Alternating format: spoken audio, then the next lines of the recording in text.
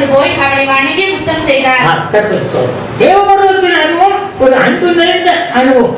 பேதர் எழுதும்போது நிருபம் எழுதும்போது பரிசுத்த முத்தத்தோடு ஒருவருக்கு வாழ்த்துங்கள் கர்த்தருக்கு ஸ்தோத்திரம். அந்த அனுபவம் அது என்ன கொடுத்த ஆரம்ப காலத்தில் தேவர்கள் பிள்ளைகளுக்கு ஒரு அப்போஸ்தலர் ஒருவருக்கு ஒரு அன்பு, விசுவாசிகள் ஒருவருக்கு ஒரு அன்பு கர்த்தருக்கு ஸ்தோத்திரம் உண்டாகும். தேவனுடைய பிள்ளைகளை அந்த அன்பு நிறைந்த ஒரு இடம் தான் தேவ பருவதம் கர்த்தருக்கு ஸ்தோத்திரம். அதனால கர்த்தருடைய பருவத்துக்கு ஏறணும். அங்கே நமக்கு வேண்டிய எல்லாம் பார்த்துக் கொள்கிறது. ஆனால் தேவ பருவத்தில் ஒரு அன்பு நிறைந்த ஒரு இடம் கர்த்தருக்கு ஸ்தோத்திரம். ஒவ்வொரு 16 நீங்கள் பரிசுத்த முத்தத்தோடு வாழ்த்துங்கள். ஒவ்வொருவரும் தேவனுடைய பிள்ளைகள் அன்புள்ளவர்களாக இருக்க வேண்டும். அப்பொழுதுதான் மற்றவர்கள் நம்முடைய சபைக்கு வருவார்கள். நம்முடைய சபைக்கு வந்து நாடுகளில் நாம் அன்போடு அணைக்க வேண்டும் கர்த்தருக்கு ஸ்தோத்திரம். நம்முடைய சபையில் ஒரு பிள்ளை நானும் நேரில் வேலை பார்க்குறேன். வேலை பார்த்த உடனே அவள் ஒரு சபைக்கு போச்சோடனே போயிட்டு வந்து எனக்கு சொல்றா, எனக்கு போக மனதில் தாத்தா அங்கே அன்பு இல்லை கர்த்தருக்கு ஸ்தோத்திரம். நம்ம பிள்ளைய ஒரு பிள்ளை சிதம்பரத்துக்கு கல்யாணம் கட்டி கொடுத்துருந்தோம். மாப்பிள்ளை சிதம்பரம். நான் ஒரு சபைக்கு போச்சோன்னே எனக்கு பழக்கமான தம்பி சபைக்கு போயிட்டு வந்து தாத்தா எனக்கு போக பிரியமில்லை, அவ்வளவு அன்பு இல்லை. பார்த்தீங்களா, அன்பு இல்லாதனால ஒரு ஆள்கள் வரது கூட யோசிக்க பக்கத்திற்கு ஸ்தோத்திரம் உண்டாகணும். அப்புறமாக நம்ம வாசிப்போம். அடுத்தாங்க 68ஆம் சங்கீதம் 15 வாசிங்க. தேவ பர்வதம் பாசான் பர்வதம் போல் இருக்கிறது.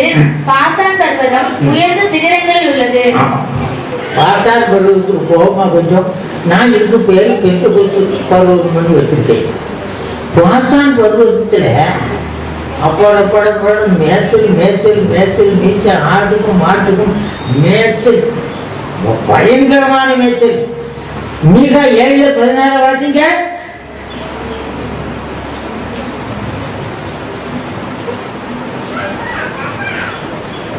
புறஜாதிகள் கண்டு தங்களுடைய எல்லா பராக்கிரமத்தையும் குறித்து வெட்கப்படுவார்கள். அதுல 7:16 மீகா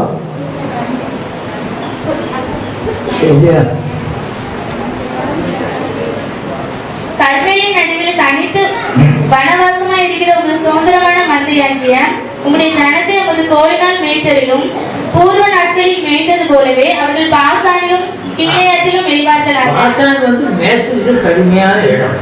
கொலைகளும் கொல்லும் தேவனுடைய பிள்ளைகள அங்க இருக்கிற ஆசீர்வாதத்துக்கு கணக்கில் அந்த ஆசீர்வாதத்தை பெறாம மனுஷன் அடிவாரத்தில் நின்று ஏறிக்கிட்டே சொல்லிட்டு இருக்கிறாங்க. தேவனுடைய பிள்ளைகளை பாசான் பருவத்துக்கு போனா அங்க இருக்கிற மேய்ச்சல் தேவனுடைய பிள்ளைகளை சொல்ல முடியாது. 8 பேர் சொல்லி கூப்பிடாரு. ஆமோஸ் 4 ஒண்ணு பாசான் தேசத்து பலத்தை எழுதுகளே சொல்லவைக்கு வருது பாசான். அந்த ஆமோஸ் 4 ஒண்ணு வாசிங்க. அத்தனை சமாரியாவின் மலைகளில் உள்ள பாசானின் மாடுகளே. பாசானின் மாடுன்னா வெளுத்தது. அங்க புல்லு அப்படி இருக்கு, கொலைகள் அப்படி இருக்கு. கர்த்தருக்கு ஸ்தோத்திரம் உண்டாங்க.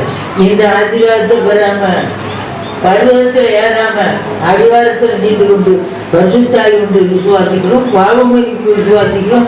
நல்லா இருக்கு கர்த்தருக்கு ஸ்தோத்திரம். பாவமன்னிப்பு வேணும்னா ஏற வேண்டிய இடத்தில் ஏறி போக வேண்டும். கேட்கிற இடத்தில் உபதேசம் கேட்க வேண்டும். பாவமன்னிப்பு பெறாத இடத்தில் போய் உபதேசம் கேட்டார் என்னதையும் கர்த்தருக்கு ஸ்தோத்திரம் உண்டாகட்டும். சமாதானம் இல்லாத இடத்தில் போய் சமாதானம் கேட்டார் என்னதையும் கர்த்தருக்கு ஸ்தோத்திரம். ஒரு மனுஷன் ஒரு பாவத்தில் பிடிபட்டான்.